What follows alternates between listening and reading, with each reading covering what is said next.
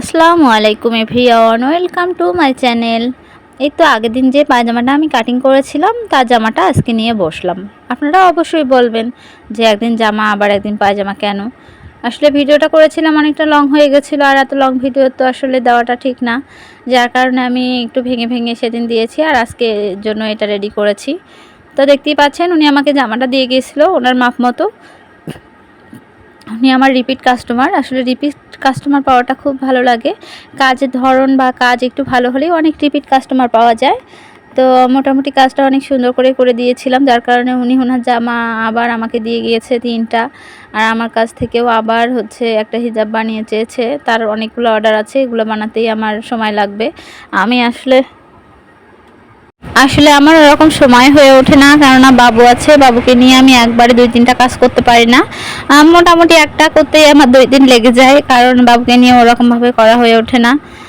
তো ও তো আসলে বায়না করে, যার কারণে ওকে নিয়ে কাজটা সেরকম করতে পারি না। তো এই যে দেখতে পাচ্ছেন জামাটা আমি কাটিং করছি। প্রথমে গলাটা কেটে নিচ্ছি। গলাটা আপনারা সবসময় 5, 5.5, 6 যেরকম আসলে গলারই নেবে সেরকম করে কাটবেন। আপনারা যদি কাটিং ভিডিও ভালো করে দেখতে চান বা কোনোটা স্পেশালি যদি কোনোটা দেখতে চান, অবশ্যই কমেন্ট করে জানাবেন, আমি দেওয়ার চেষ্টা করব সব সময়। আপনারা যদি কোনোটা দেখতে চান, কোনোটা প্রয়োজন হয়, অবশ্যই জানাবেন কমেন্ট করে, আমি সেটা দেওয়ার চেষ্টা করব আপনাদের রিকোয়েস্টের যদি কোনো ভিডিও থাকে।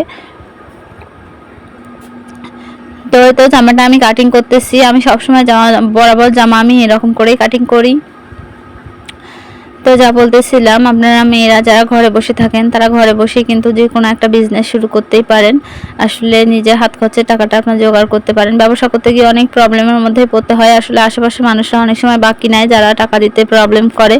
তো আপনারা যারা নতুন উদ্যোক্তা আছেন, যারা করতে চান, অবশ্যই বাকি দেবেন, ঠিক আছে, কিন্তু তাদেরকে বেশি দেবেন না। 500 টাকার বেশি দেওয়া আসলে ঠিক না, যাতে টাকাটা না পাইলেও আপনার যাতে ব্যবসায় কোনো ঝুঁকি না পড়ে।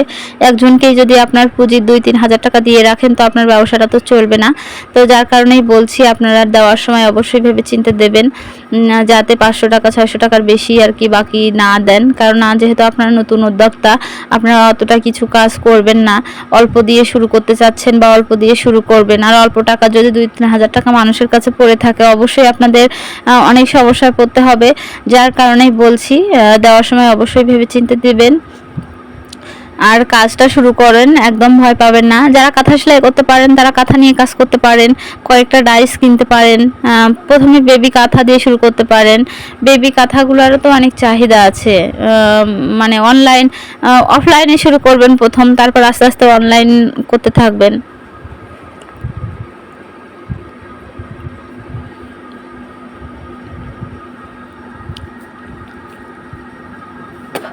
তো আপনাদের সাথে কথা বলতে বলতে এই তো জামাটা আমার প্রায় কাটিং হয়ে গেছে। আমি একটু করে কেটে আসলে করে রাখতেছি, কোথায় কোথা পর্যন্ত ফাড়া আসবে, কোথায় আসলে কোমরের ভাঁজটা হবে, এসব আসলে একটু দাগ দিয়ে রাখলে সেলাইয়ের সময় অনেক ভালো হয়।